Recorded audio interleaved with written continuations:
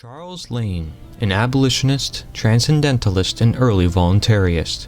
Born in the year 1800, he also helped end chattel slavery and provide solutions based in freedom that we can learn from for our efforts today. His letters on, quote, a voluntary political government, end quote, were written during 1843 for William Lloyd Garrison's The Liberator newspaper. They appeared nearly simultaneously in several other abolitionist journals, such as the Herald of Freedom and the Vermont Telegraph. Historians are for the most part unaware of this individual, as with Jeremiah Hacker, despite their clear messages concerning what affects us to this day. Schools don't teach us these individuals, politics nearly completely ignores them. Let us read an excerpt from one of Charles Lane's letters discussing this topic. As the word revolutionary is rather alarming to some friends' nerves, it is of importance that the reader's mind should be disabused of any imagination that violent proceedings are recommended or contemplated.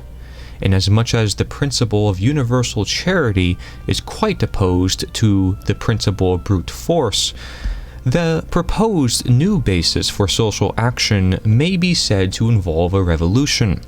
That is to say, a something on the other side of the moral wheel. But nothing can be more clear than that if the new plan is to be brought into the actual world, it must be only by kind, orderly, and moral means. I am not unaware that it may require some time to render this thought familiar to the public mind.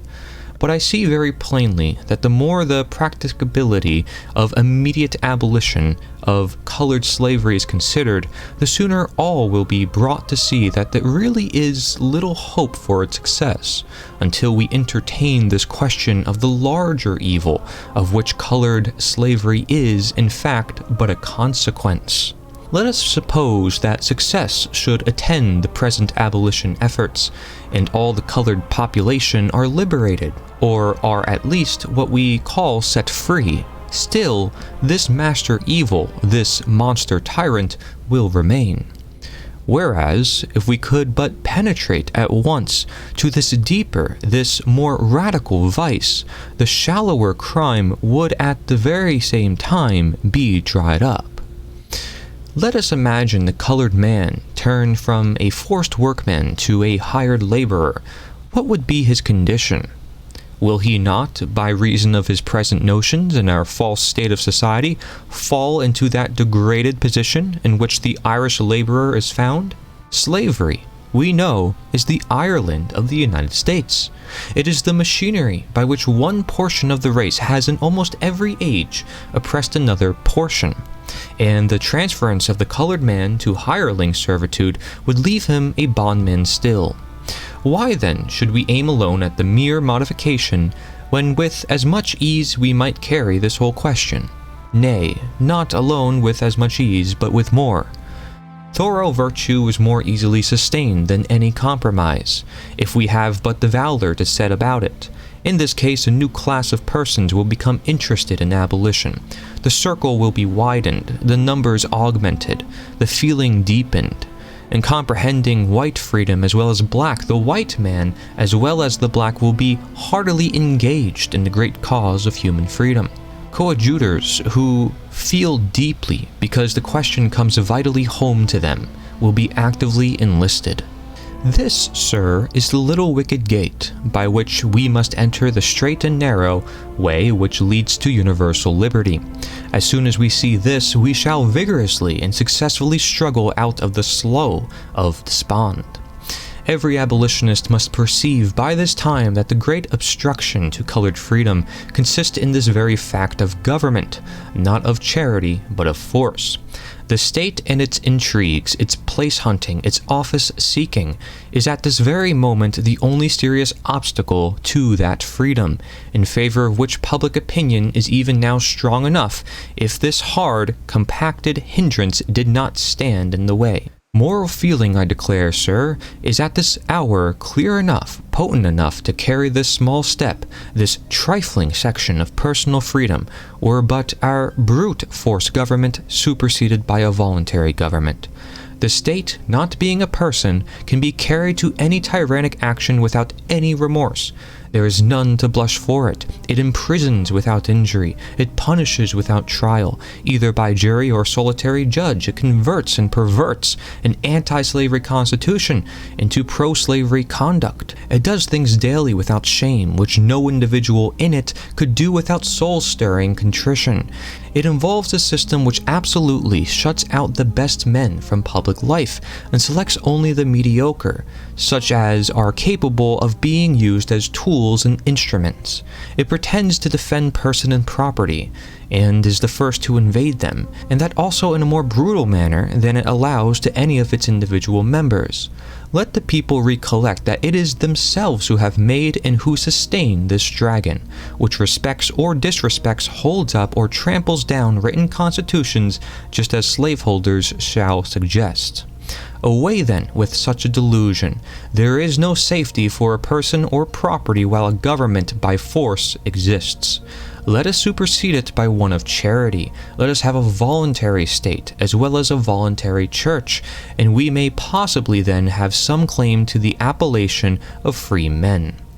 Till then, at least, we are slaves. Let us question if a government can ever be voluntary by its nature.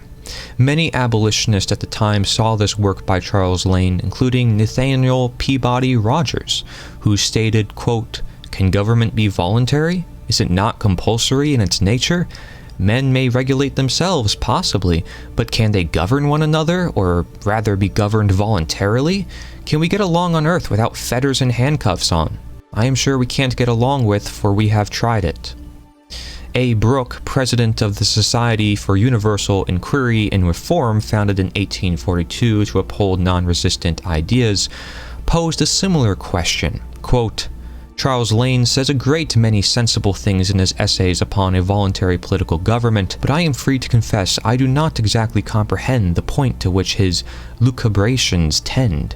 I claim the right to govern myself, and my rights are certainly infringed by a compulsory obedience to the dicta of a few as of many, and the vassalage is not a whit more voluntary. With my ignorance, the term voluntary political government passes for a solecism. So much of the truth, however, is conveyed in these writings, and in so sensible a manner, that I guess their author holds to the abrogation of all government, save self-government. Today we see a voluntary government as a contradiction of terms, as verified by these other abolitionists, as we can define government more and more in seeing its evident nature and history.